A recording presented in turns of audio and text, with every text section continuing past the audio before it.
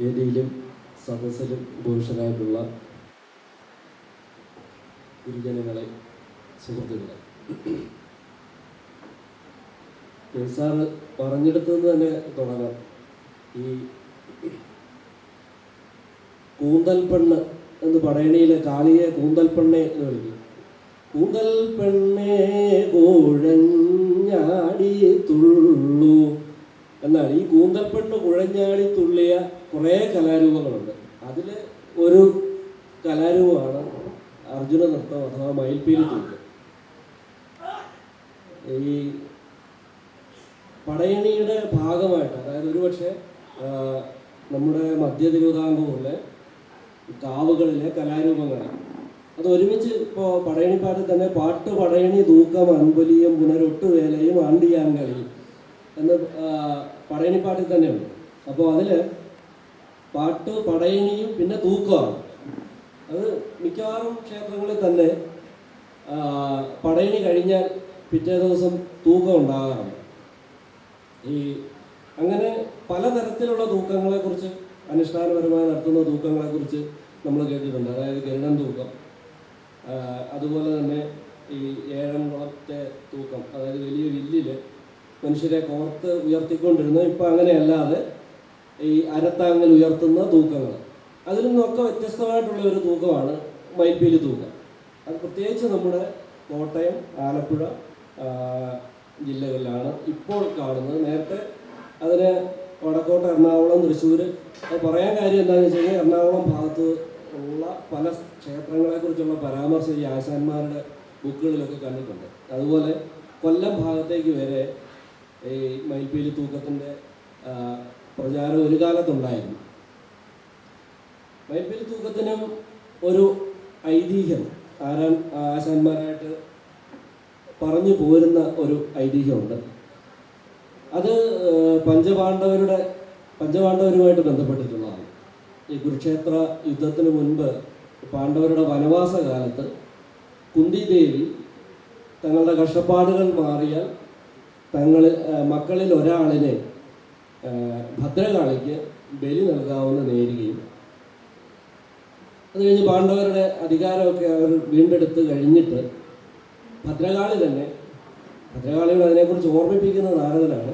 ഭദ്രകാളി തന്നെ ധർമ്മപുത്രനോട് അമ്മ ഇങ്ങനെയൊരു വഴിപാട് നേർന്നിട്ടുണ്ട്, അത് എനിക്ക് തരണം, നിങ്ങളിൽ ഒരുവന് ബലി തരാമെന്നാണ് അമ്മ നേർന്നിരിക്കുന്നതെന്ന് പറയുകയും അങ്ങനെ ധർമ്മപുത്രന്റെ സഹോദരന്മാരോട് ആലോചിക്കുമ്പോൾ മധ്യമ പാണ്ഡവനായ അർജുനൻ ഈ ബലിക്ക് സന്നദ്ധനായി വരികയും അങ്ങനെ വന്നിട്ട് ഈ വനത്തിലുള്ള ഒരു കാളിക്ഷേത്രത്തിലേക്കാണ് പോകുന്നത്.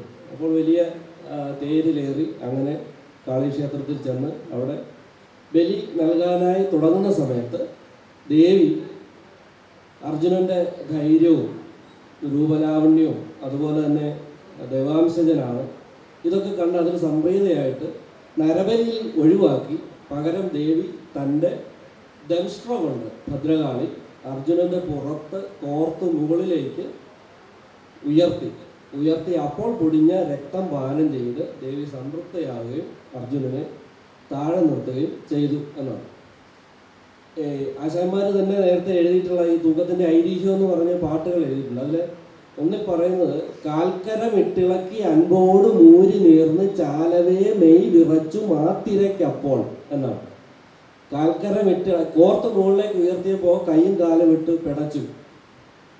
കാൽക്കരമിട്ടിളക്കി അൻപോട് മൂരി നീർന്ന് ചാലവേ മെയ് വിറച്ചു മാത്രയ്ക്കപ്പോൾ, മാത്രയ്ക്കനുസരിച്ച് തുടിച്ചു എന്നാണ്. താളത്തിനനുസരിച്ചാണ് തുടിച്ചത്. അങ്ങനെ ആ ഐതിഹ്യത്തിൽ തന്നെ ആശാന്മാർ താളത്തെ അതിൽ ചേർത്ത് വെച്ചിട്ടുണ്ട്. അപ്പോൾ ഇങ്ങനെ ദേവി രക്തം പാനം ചെയ്ത് സംതൃപ്തിയായ ശേഷം ഒരു സ്വർണം കൊണ്ടുള്ള വെളിച്ചം ചൂണ്ട കൊടുത്തു തന്നു.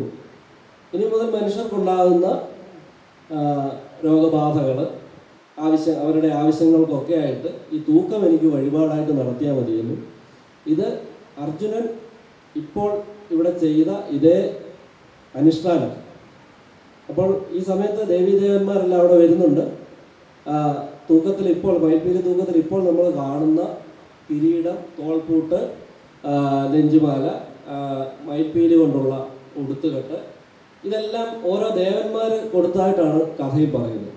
ബ്രഹ്മാവ് കിരീടവും വിഷ്ണു തോൾപൂട്ടും മഹേശ്വരൻ നെഞ്ചുമാല, അതുപോലെ താങ്ങ് തുടത്താങ്ങ് ദേവേന്ദ്രൻ, അതുപോലെ സുബ്രഹ്മണ്യൻ മയിൽപ്പീലി കൊണ്ടുള്ള ചുറ്റ്, വില്ലും കഴുന്നും, അമ്പും വില്ലും എന്നുള്ള സങ്കല്പത്തിൽ തന്നെയാണ് ഇവരുടെ കയ്യിൽ അർജുന നൃത്തക്കാരുടെ അല്ലെങ്കിൽ മയിൽപ്പീലി തൂക്കത്തിൽ ഇവരുടെ കയ്യിൽ 2 ആയുധങ്ങൾ കാണാം. അത് അമ്പും വില്ലും എന്നുള്ള അർത്ഥം എന്താണ്? വില്ലും കഴുന്നും എന്നാണ് അതിന് പറയാറ്. ഇതൊക്കെ ഇങ്ങനെ പല ദേവീദേവന്മാർ കൊടുത്തതെല്ലാം ഇതെല്ലാം അണിഞ്ഞുകൊണ്ട് ആ ക്ഷേത്രത്തിന് തേരിൽ വലം വയ്ക്കുകയും ദേവിയുടെ മുൻപിൽ അർജുനൻ ഒരു നൃത്തം കാഴ്ചവെക്കുകയും ചെയ്തു. അങ്ങനെയാണ് മയിൽപ്പീലി തൂക്കം അർജുന നൃത്തം കൂടി ആയത് എന്നാണ് പറയുന്നത്. ഇതാണ് ഇതിൻ്റെ ഐതിഹ്യം. പ്രത്യേകിച്ച് ഭദ്രകാളി ക്ഷേത്രങ്ങളിലാണ് ഇത് അവതരിപ്പിച്ചു വരുന്നത്. അപ്പോൾ ഈ അവതരണത്തിന് അതിൻ്റെ അനുഷ്ഠാനപരമായിട്ടുള്ള ഒരു കാര്യങ്ങൾ കൂടി പറയാം. ഇപ്പോൾ ഏതെങ്കിലും ഒരു ആവശ്യത്തിനായിട്ട് ഒരു ഭക്തനൊരു വഴിപാട് നേർന്നു കഴിഞ്ഞാൽ ആ ക്ഷേത്രത്തിലെ ചടങ്ങുകൾ ഈ മയിൽപ്പീലി തൂക്കം ചെയ്യുന്ന ആശാന്മാർ അതിനു മുമ്പേ തന്നെ അവർ പ്രധാനുഷ്ഠാനത്തിലായിരിക്കും. രാവിലെ ഇതിൻ്റെ കാവറിയിക്കൽ എന്ന് പറയുന്ന ഒരു ചടങ്ങുണ്ട്. കാവറിയിക്കൽ എന്ന് പറഞ്ഞിട്ടൊരു ചെണ്ടമേളം രാവിലെ ഉണ്ടാകും. അപ്പോൾ അന്ന് തൂക്കമുണ്ട് എന്ന് ആ ഗ്രാമവാസികളെയൊക്കെ അറിയിക്കുക എന്നുള്ളതാണ് അതുകൊണ്ടുള്ള ഉദ്ദേശം. അതിനുശേഷം വൈകുന്നേരം പട്ടും പണവും സമർപ്പിക്കൽ എന്ന് പറഞ്ഞ് വഴിപാട് നടത്തുന്ന ആളിന് വേണ്ടി തൂക്കക്കാരൻ ഒരു നടപ്പണം സമർപ്പിക്കൽ ചടങ്ങുണ്ട്. അതിനുശേഷം ഇയാളുടെ വീട്ടിലേക്ക് പോവുകയാണ്. വീട്ടിലേക്ക് പോയിട്ട് അവിടെ ഒരുങ്ങുന്നതിന് മുമ്പായിട്ട് ഒരു കേളി ഉണ്ടാവും. സന്ധ്യയ്ക്ക് ഒരു കേളി ഉണ്ടാവും. അതിനുശേഷം ഇവർ തൂക്കക്കാർ ഒരുങ്ങി തൂക്കച്ചാടെന്ന് പറയുന്ന, നമുക്ക് എന്തെങ്കിലും വിഷ്വൽ ഉപാധികൾ ഉണ്ടായിരുന്നെങ്കിൽ ഞാൻ അത് കാണിക്കാമായിരുന്നു. നമ്മുടെ ഇവിടെ ഇപ്പോൾ തൂക്കച്ചാട് കാണാൻ പറ്റുന്നത് കുറേ ക്ഷേത്രങ്ങളിലുണ്ട് തൂക്കച്ചാട്. ഇത്തിത്താന ഇളങ്കാവ് ദേവി ക്ഷേത്രത്തിൽ വിഷു മുതൽ 4 ദിവസമുണ്ട്. അതുപോലെ തന്നെ മീനഭരണിക്കുണ്ട്. അതിന് തൂക്കച്ചാടുണ്ട്. തൂക്കച്ചാടിൻ്റെ ഒരു പ്രത്യേകത എന്ന് പറഞ്ഞാൽ അതിന് തൂക്കത്തിന് ഈ തൂക്കക്കാരൻ നിൽക്കുന്ന ഒരു തട്ടുണ്ടാവും. പിന്നെ അതിൻ്റെ വില്ല് മാഞ്ഞാണ് എന്ന് പറയുന്ന 2 ഭാഗമുണ്ട്. ഇപ്പം നടക്കാങ്കുന്ന് ദേവീക്ഷേത്രത്തിൽ, കിടങ്ങൂര് നടക്കാങ്കുന്ന് ദേവീക്ഷേത്രത്തിൽ 4 തൂക്കച്ചാടുണ്ട്. അതുപോലെ തന്നെ നമ്മുടെ ഈ ഭാഗത്തെ പല ദേവീക്ഷേത്രങ്ങളിലും തൂക്കച്ചാട് നമുക്ക് കാണാം. അത് നേരത്തെ വലിയ ചക്രങ്ങളുള്ള ചക്രച്ചാടുകളായിരുന്നു. പലതും അത് അഴിച്ച് ചെറിയ ചാടുകളാക്കി മാറ്റിയതാണ് വിൽക്കാനുള്ളത്. അപ്പോൾ ഈ തൂക്കച്ചാടെല്ലാം ഒരുക്കി സജ്ജമാക്കി വെച്ചിരിക്കും. അതിൽ കുരുത്തോലയും പൂക്കളും ഒക്കെ അലങ്കരിച്ച്, അതുപോലെ തന്നെ തീവെട്ടി, പന്തം, തെള്ളിപ്പൊടി, ഇങ്ങനെ ഈ ഭദ്രകാളി അനുഷ്ഠാനത്തിൽ ഉണ്ടാകുന്ന എല്ലാം ഈ മയിൽപ്പീലി തൂക്കത്തിലുണ്ട്. അങ്ങനെ തൂക്കക്കാർ ഇവരുടെ നൃത്തത്തിന് സാധാരണ തൂക്കം പയറ്റ് എന്നാണ് പറയാറ്. അത് കളരിപ്പയറ്റുമായിട്ട് സാമ്യം ഉള്ള ഒരു തരം നൃത്ത രീതിയാണ്. അപ്പോൾ ഈ തൂക്കം പയറ്റ് ഈ വീട്ടിൽ വഴിപാടുകാരൻ്റെ വീട്ടിൽ കുറച്ച് നേരം ഒന്ന് പയറ്റി കളിച്ചതിന് ശേഷം ഈ തട്ടിൽ കയറി ക്ഷേത്രത്തിലേക്ക് വരികയാണ്.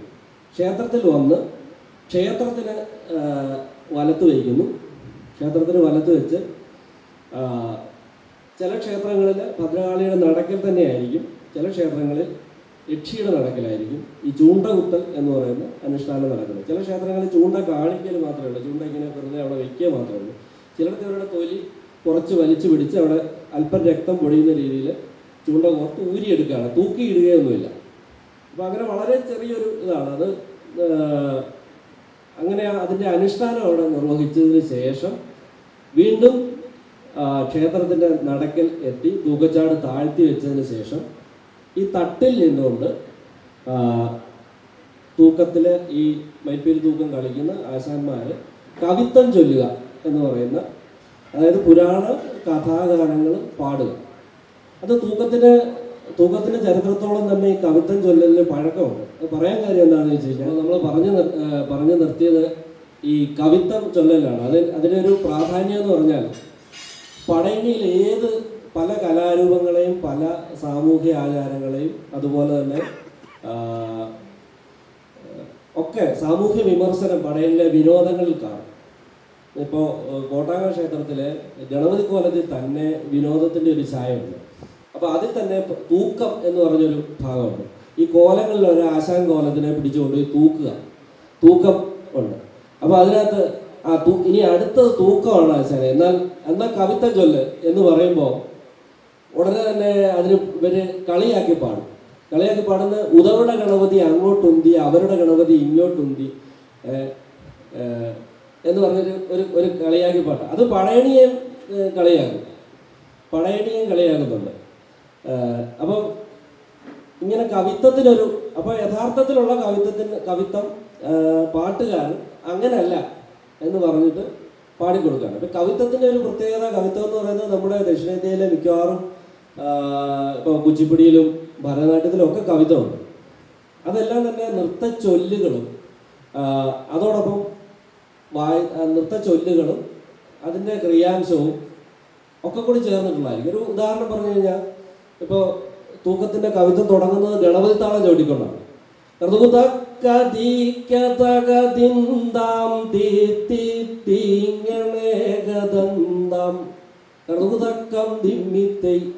അപ്പൊ ഇതില് ഇങ്ങനേകദന്തം എന്ന് പറയുന്ന ഒരു വാക്ക് അതിനിടയ്ക്ക് ചേർത്തിട്ടുണ്ട്. അപ്പൊ ഇങ്ങനെ ഏതിലും കാണാം. ഞാൻ അതിലേക്ക് അധികം വിശദീകരിക്കുന്നില്ല. ഒരു അർജുന നൃത്തത്തെ കുറിച്ച് ഒരു ആമുഖമായി കുറച്ച് കാര്യങ്ങൾ പറഞ്ഞു പോകാമെന്ന് മാത്രമേ വിചാരിക്കുന്നുള്ളൂ. അപ്പോൾ ഈ കവിത്വം ചൊല്ലുമ്പോൾ ഈ സ്തുതിപ്പുകൾ, ഗണപതി, സരസ്വതി, ഭദ്രകാളി സ്തുതിപ്പുകൾ കഴിഞ്ഞതിന് ശേഷം ഈ പുരാണ കഥകൾ ഓരോന്നോരോന്നായിട്ട് ചൊല്ലാൻ തുടങ്ങും. അത് ചിലപ്പോൾ പ്രേക്ഷകർ തന്നെ, ഈ തൂക്കച്ചാടിന് ചുറ്റും ഇരിക്കുന്ന ആൾക്കാർ തന്നെ കവിത്വം ചൊല്ലാൻ ആവശ്യപ്പെടുന്ന അനുസരിച്ചൊക്കെ ചൊല്ലാറുണ്ട്. അപ്പോൾ ചിലപ്പോൾ കൃഷ്ണലീലയായിരിക്കും, അല്ലെങ്കിൽ ഇപ്പോൾ കിരാതമായിരിക്കും, അല്ലെങ്കിൽ കല്യാണ സൗഗന്ധ്യമായിരിക്കും, അല്ലെങ്കിൽ അപ്പോൾ ഈ കഥകളെല്ലാം തന്നെ പാട്ടുകളായിട്ട്, അതിന് കവിത്വങ്ങളെന്നാണ് പറയാറ്. അപ്പോൾ ഇതെല്ലാം തന്നെ താളത്തിലാണ്. താളത്തിനൊരു വലിയ പ്രാധാന്യം ഈ കലാരൂപത്തിലുണ്ട്. അത് നമ്മുടെ ഒരു നാട്ടു പരിസരത്ത് ഈ താളത്തെക്കുറിച്ച് എത്രമാത്രം അവഗാഹമുള്ള അതിൻ്റെ ആസ്വാദകരും പ്രയോക്താക്കളും ഉണ്ടായിരുന്നുള്ളത് നമ്മളെ വളരെ അത്ഭുതപ്പെടുത്തുന്ന ഒരു കാര്യമാണ്. പ്രത്യേകിച്ച് ഏകചൂഴാതി എന്ന് പറയുന്ന താളങ്ങൾ, ഏകൻ, രൂപം, ചെമ്പട, കാരിക, പഞ്ചകാരിക, മർമ്മം, കുംഭം, ഈ 7 താളങ്ങൾ. പിന്നെ ധ്രുവചൂടാതി, ധ്രുവം, മട്ടയ, രൂപ, അങ്ങനെ ത്രിപുട, ചമ്പ, അടന്ത, എക്ക്, ഇങ്ങനെ അത്. അപ്പോൾ ഇങ്ങനെ പല പല താളങ്ങൾ നമ്മൾ പിന്നെ നാട്ടുതാളങ്ങളെന്ന് സാധാരണയായിട്ട് നമ്മൾ കേൾക്കുന്ന ലക്ഷ്മി താളം, ഉണ്ണാച്ചി താളം, അങ്ങനെയുള്ള താളങ്ങൾ, അങ്ങനെ ഒരുപാട് താളങ്ങൾ. ആ താളങ്ങളുടെ എണ്ണം നോക്കിയാൽ നമ്മൾ അത്ഭുതപ്പെട്ടു. അപ്പോൾ ഇതെല്ലാം, ഇത്രയും താളങ്ങളുടെ ഒരു പ്രയോഗം ഈ കവിത്വത്തിനുള്ളിലാണ് വരുന്നത്. ഈ പാട്ടുകളെല്ലാം തന്നെ താളത്തിലായിരിക്കും. ഒരു കാലത്ത് മത്സര തൂക്കങ്ങൾ നടന്നിരുന്ന സമയത്ത് മത്സര തൂക്കങ്ങളായിട്ട് തന്നെ നടക്കും. മത്സര തൂക്കം എന്ന് പറഞ്ഞാൽ കവിത്വം ചൊല്ലുന്നതിലാണ് മത്സരം. ഇപ്പോൾ 2 സ്ഥലത്ത് നിന്ന് 4 ആശാന്മാർ വന്നു കഴിഞ്ഞാൽ, ഇരട്ടത്തൂക്കമാണെങ്കിൽ 4 ആശാന്മാർ വന്നു കഴിഞ്ഞാൽ, ഈ 4 ആശാന്മാരിൽ ഒരാൾ ഇപ്പോൾ ഏകതാളത്തിലൊരു കവിത്വം ചൊല്ലിയാൽ രൂപതാളത്തിൽ അടുത്ത ആശാൻ ചൊല്ലണം, അടുത്ത ആശാൻ ചെമ്പടയിൽ ചൊല്ലണം, അങ്ങനെ ചൊല്ലുക. ഇത് ഇങ്ങനെ ഈ പെർമുട്ടേഷൻ കോമ്പിനേഷൻ രീതിയിൽ താളങ്ങളുടെ കൂട്ടുകളും ആ താളങ്ങൾ ഉപയോഗിച്ച് പുതിയ പുതിയ താളങ്ങളെ പോലും സൃഷ്ടിക്കുകയൊക്കെ ചെയ്യുന്ന, അതുപോലെ തന്നെ അർജുന നൃത്തത്തിൽ മാത്രം കാണുന്ന ചില താളപ്രയോഗ രീതികളുണ്ട്. അപ്പോൾ ഇതെല്ലാം കൂടി വിശദീകരിക്കാൻ സമയമില്ല. അപ്പോൾ ഈ കവിത്വം ചൊല്ലലിനിടയ്ക്ക് തന്നെ നേരത്തെ ഉണ്ടായിരുന്ന ഒന്നാണ് ചോദ്യം പറച്ചിൽ എന്നൊരു സംഭവമുണ്ട്. ഈ പൂരക്കളിയിലൊക്കെ മറുത്ത് പറയുക എന്ന് പറയുന്ന പോലെ ഈ താളത്തിൻ്റെ ശാസ്ത്രം ചൊല്ലി പറയുക എന്ന് പറയും. അവർക്കതിന് വാക്യവും വരകുറിയുണ്ട് ഈ ആശാന്മാർക്ക്. അപ്പോൾ അതിൻ്റെ താളത്തിൻ്റെ ലക്ഷണം, ഇപ്പം ലഘോട് വിരാമം കൂടിയിട്ട് ഏകമാം താളമാകും, നികുതിയാം ഇതുക്കുചെല്ലാം മാത്തിര ഒന്നതാകും, പിഴമൊഴിയാളകൾ പിശകനിക്കൊന്നുമില്ലേ, വകൈതി ചൂടാതിക്ക് മുമ്പെഴും താളമാകും എന്നിങ്ങനെ ഡെഫിനിഷൻ ഓരോന്നിനും കൊടുത്തിട്ട് അതിൻ്റെ വരകുറി എന്ന് പറയുന്ന നൊട്ടേഷൻ അതുകൊണ്ട് ഇതെല്ലാം ഇവർ പഠിക്കണം. അപ്പോൾ അത്യാവശ്യം സംസ്കൃതത്തെക്കുറിച്ച് അറിയണം, നൃത്തത്തെക്കുറിച്ച് അറിയണം. അതുപോലെ തന്നെ ഈ നടപ്പിലെ വക എന്ന് പറഞ്ഞ ഒരു രീതിയുണ്ട്. അത് അവിടെ വെച്ച് തന്നെ കുത്തുകവിത്തങ്ങൾ ഉണ്ടാക്കി, അങ്ങോട്ടും ഇങ്ങോട്ടും കളിയാക്കി കുത്തുകവിത്തങ്ങൾ. അപ്പോൾ ഇങ്ങനെ ഈ ശാസ്ത്രവുമായിട്ട് ബന്ധപ്പെട്ടിട്ട്, അപ്പോൾ ഒരാൾ ചോദിക്കുകയാണ്, ഈ ചോദ്യവും പറച്ചില്ല ഒരാൾ ചോദിക്കുകയാണ്, ആശാനെ ഈ താളം എന്ന് പറഞ്ഞാൽ എന്താണ്? അപ്പോൾ പറഞ്ഞാൽ താളത്തിൻ്റെ ഡെഫിനേഷൻ അവിടെ പറയണം. അത് പറഞ്ഞത് ശരിയായില്ല എന്ന് മറ്റൊരാൾ തർക്കിച്ചിട്ട് അതിന് മറ്റൊരു ഡെഫിനേഷൻ പറയും. അപ്പോൾ ഇങ്ങനെ ഒരു തർക്കം ഒരു കാലത്ത് ഇതിനകത്തുണ്ടായിരുന്നു. അപ്പോൾ ഇതൊക്കെ പഠിക്കുക എന്ന് പറയുന്നത് വളരെ ക്ലിഷ്ടമായതിനാൽ അങ്ങനെ കുറച്ച് പേര് ഇതിലേക്ക് കടന്നു വരാൻ മടിച്ചു. പിന്നെ മറ്റൊരു കാര്യമുള്ളത്, ആശാന്മാർ തന്നെ ഇത് പറഞ്ഞു കൊടുക്കാതെ ഒരുപാട് നഷ്ടപ്പെട്ടു പോയി. ഈ കവിത്വം ചൊല്ലൽ കഴിഞ്ഞാൽ പിന്നെ അതിൻ്റെ മംഗളം ചൊല്ലി, അപ്പോൾ ഏതാണ്ട് നേരം വെളുക്കുന്നത് വരെയൊക്കെ എൻ്റെ കുട്ടിക്കാലത്ത് പോലും ഇത്തിത്താനത്ത് കണ്ടിട്ടുണ്ട്. ഈ അതിന് പട്ടും വളയും കൊടുക്കുക എന്ന് പറഞ്ഞ് കമ്മിറ്റിക്കാർ വന്ന് ഒരു പട്ടും ഇവർക്ക് കൊടുക്കും. അതോടുകൂടി ആ ചടങ്ങ് തീരുകയാണ്. അപ്പോൾ ഇങ്ങനെയാണ് അതിൻ്റെ അനുഷ്ഠാനപരമായ ഒരു അവതരണം നടക്കുന്നത്.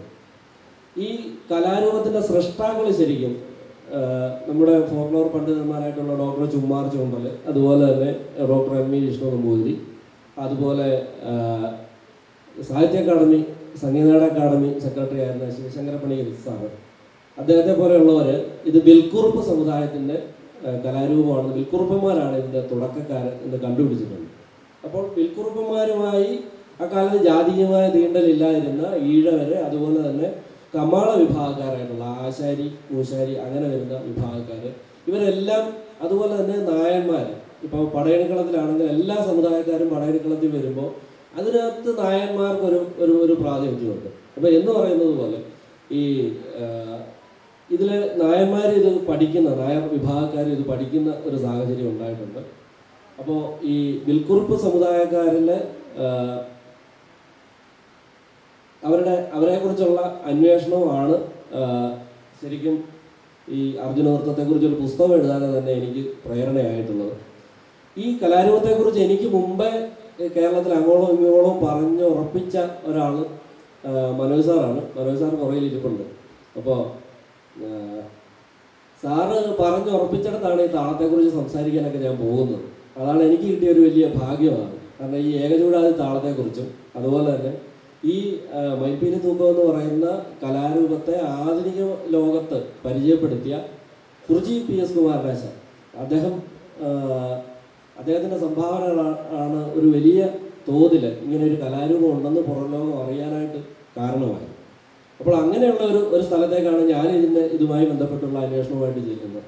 അപ്പോൾ അങ്ങനെ ഈ വിൽക്കുറുപ്പ് സമുദായത്തെക്കുറിച്ച് അന്വേഷിച്ച് അങ്ങനെ അവരുടെ ഒരു കിളിരൂര് ഉള്ള ഒരു വിൽക്കുറുപ്പ് കുടുംബത്തിൽ നിന്ന് പഴയ ആശാന്മാർ എഴുതി വച്ചിരിക്കുന്ന ഓലകളും അതുപോലെ തന്നെ അവരുടെ നോട്ട് ബുക്കുകളും അങ്ങനെയൊക്കെ പകർന്നു തന്നതാണ് അതിൻ്റെ ഏതാണ്ട് ഒരു 70%.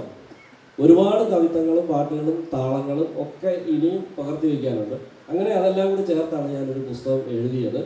അതിപ്പോഴും SPCS-ൽ അത് പുസ്തകം കിട്ടുമെന്നാണ് എൻ്റെ പ്രതീക്ഷ. പുസ്തകം ഇതാണ്, മയിൽപ്പീലി തൂക്കം അഥവാ അർജുന നൃത്തം താളപ്പെരുമയുടെ കല. മനോജ് സാറാണ് ഇതിനെ അവതാരിക എഴുതിയിരിക്കുന്നത്. അപ്പോൾ തൂക്കത്തെക്കുറിച്ചുള്ള സാമാന്യമായ ഒരു ധാരണയും അതിലുപരി ഇതിലെ താളങ്ങളെക്കുറിച്ചും അതിൻ്റെ ഒരു ചരിത്രത്തെക്കുറിച്ചും ഒക്കെ കവിതകളെക്കുറിച്ചും ഒക്കെ ഒരു ധാരണ കൂടുതലായി കിട്ടുന്നതിന് ഈ പുസ്തകം ഉപകരിക്കും. അതൊന്ന് പരിചയപ്പെടുത്തിയെന്ന് മാത്രം. അപ്പോൾ അർജുന നൃത്തത്തിൻ്റെ താളത്തിലേക്കുള്ള പ്രവേശനം അതിന് മറ്റൊരു ഘട്ടത്തിലാകാമെന്ന് വിചാരിക്കുന്നു. അതിന് കുറേ സമയം വേണ്ടി വരും. തൽക്കാലം ഞാൻ നിർത്തിയാണ്. ഇനിയും വിഷ്ണുവിന് സംസാരിക്കാനുണ്ട്. എല്ലാവർക്കും നന്ദി.